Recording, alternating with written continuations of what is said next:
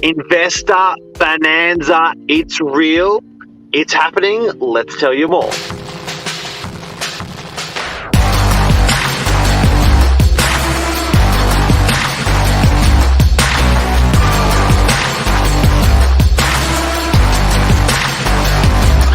I'm the ringleader, so listen up. Good morning, Mark. The Investor Bonanza. Chill. What a vibe. We've got a bit of music going on this morning. Trying something different. Because the investors are back and it's time to relax. Yep. It's time to relax. There's been a lot of worrying in the market. Where have all the investors gone? They've run away, but now they're back. Yeah. You know what? It's been 5 years. The government was very, very mean to banks, to investors. The banks put interest rates up as much as 1/4 to 1/2% different. In the history of interest rates, we've never differentiated an investor loan to an owner-occupier loan. We've been very mean to investors the last 5 years. They've had a big slap on the wrist, but now they're back to say enough's enough. We're back in the marketplace, and that's going to affect everything. Yep. Land tax. They've had to pay a lot of land tax in the last couple of years. It's a hard landscape for investors the last couple of years, but why are they back so aggressively? I'm really interested to see. This is an interesting pattern. I think it is an interesting pattern, and to be completely honest, there is not one reason why they are back all of a sudden. I think it's a combination of reasons that's happened over the last 24 months, 12 months. Like you say, they've been hit pretty hard for a while now. And in more recent months, things have started to ease up a little bit. It's interesting, some of the patterns with lending against things like first-home buyers. It's starting to turn around a little bit. So, I guess holistically, good morning, Alessio. Good morning, Luke. Alessio's got a question we'll entertain in a second. But I think holistically, we can confidently say it's sentiment. Sentiment is always the one holistic word that just sort of covers everything. And the investor sentiment is definitely strong. Creating that sentiment would be interest rates historic low. Creating that sentiment would be tenants are continuing to pay rent even through the hard times of COVID, which as an investor you would have been reluctant to enter the market because you're thinking, what are these guys going to keep paying their rents? Good capital growth. Investors are seeing some phenomenal capital growth, thinking, I should double down on this. I should not just have my home or that investment. I should have a little bit more, and can I afford it? What are the other reasons that's creating that fuzzy sentiment for investors that's powering them into the market at the moment? Well, I think things have settled. Like you said, there was a lot of uncertainty. Things have settled. Yes, we do have music in the background with vocals needed today. Is this what you listen to on the way to work, Mark? Is this your standard playlist? No, this is our software doing it. It's a new thing in our software that we use, StreamYard, and it's got background music, so I thought I'd try it. But yeah, I think things are calming down a lot. Who quite knows where interest rates are going, but they're forecasted to go up, but there have been promises made to keep them at a steady rate. Any others, Mark, that you can think of? Yeah, look, I want to answer Alessio's question because it's a killer of a question. Are investors looking into units also or just houses? I feel really strongly about this. Guys and girls,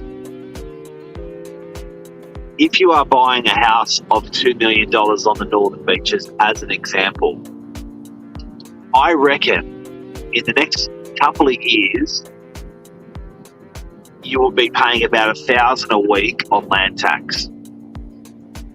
Above, that'll be more expensive than your mortgage, and your rent will probably only be $700 or $800 a week if it's an old house. So this suggesting that you own, this investment property is above the threshold.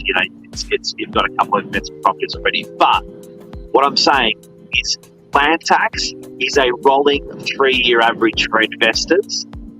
And if you consider the land tax at the moment for a house is about $400 a week, if you're over the threshold at the moment in the Northern Beaches, that's how much you have to pay the government just to own the property. If that rolling 3-year average and goes off what the property market's just done, you're going to be potentially paying an absolute shitload on land tax. So to go back and to answer that original question from Lesio, we are seeing units doing really, really well, and we are seeing owners making the comments a lot about land tax. Owners are sick and tired of it. Commercial landowners, property owners, residential house owners, which is landowners. They are sick and tired of the land tax bills that they're getting, and they're looking at alternative methods. And if you buy a unit, people don't know this, a lot of people don't know this, you can pretty much buy $3 million of units or $1 million of houses, and that's the same land tax bill that you'll get for either. So you can own a lot more units than houses when it comes to land tax. So yes, people are getting into the unit market for that reason, investors. That's insane. That's big. But to give you some numbers, Mark, investor lending is up 67.1% from this time last year. So I think that does sort of, back your answer there. Lending is everywhere. 67.1% from this time last year. There's investment everywhere, and I guess they only calculate that off an investor, mortgage. I don't know how else they would make that number, but there's definitely a return. There's definitely music in the background, and one thing that I think this does mean is that there's going to be a surge of rental properties coming back on.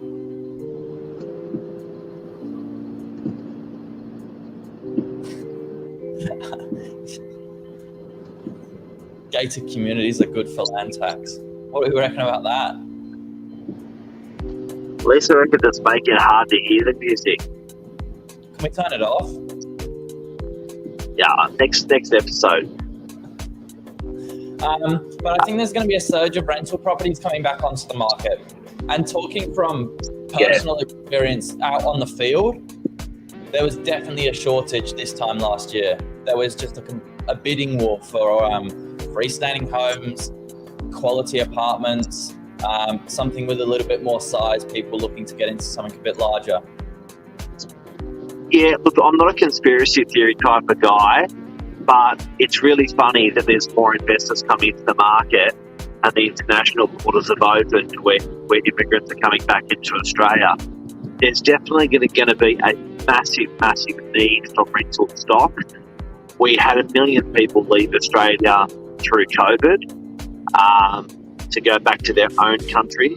Those people are making their way back, whether they're students or whether they're key workers, and they generally rent and need the rental accommodation. So it's actually a beautiful crossover at the moment where investors are coming in hard. I don't think they're going to find it hard to rent the properties out because there's going to be a huge demand. Yeah. In addition to that, there was a note that first home buyer lending was down 5% as of the new year. So really, there has been a little bit of a change. Now, those numbers, might seem quite dramatic in the fact that, but you got to remember, that they were obviously completely imbalanced before. So whereas lending might have been super high, maybe it's just made a bit of a return. And for first home buyers, they might have had a surge in 2020, and now they've just sort of dropped back a bit. But yeah, it's interesting to see what the data says. Awesome. Well, that's a good observation, guys. Kev, I'd love to know what you're seeing in the marketplace at the moment. We're definitely seeing that. In summary, in the marketplace, the sentiment is good. I think are rents going to go up? I think Luke said it there. Rentals are in high demand. There is a good crossover. It doesn't seem like it's too imbalanced at the moment. I know we've got plenty of stock on at the moment. Doesn't sound like too much of a shortage compared to last year. I think it's going to track quite nicely. Rents up. Yeah. Not going down, I don't think. No. And also rental arrears have been good citizens. Australians have been good citizens with rental arrears. If you look at the amount of properties that we have for rent in the marketplace in Sydney, in the Northern Beaches, the amount of arrears or where tenants were struggling to pay rent, I just cannot believe how low that was. Tenants met their commitments in the last 2.5 years through COVID. The commitment that they'd made on paying rent. I'm actually very proud of how we all conducted ourselves through that period as landlords, as tenants, as agents, in very, very hard and challenging times. Rents were okay for investors the whole way across. It was hard for some commercial tenants and commercial landlords, but that thing of let's stick together and get through it worked. Yeah, and the government had your back as well. The government had your back. Billy, another thing before we sign off, it's going to be very hard to produce stock. Luke's just sparked me on this. Building costs. I was talking to a developer the other day where he said a roll of cable he could have bought for about $90 to $100 is now sitting at $1,100 to buy that cable in building. My point is all materials in building have gone up. It is much more expensive to develop a site or build a site.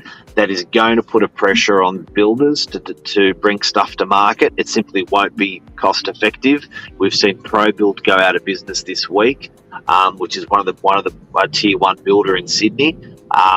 What does that mean to stock levels to investors? It's going to be harder for new properties to be built. It just won't economically be viable. What does that mean for current investors? You're not going to have a lot of competition with big brand new buildings coming into the marketplace.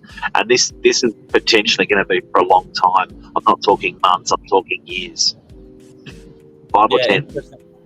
So, some of the projects that you're currently working on, such as Havana and DY, have you noticed they're struggling or still meeting deadlines?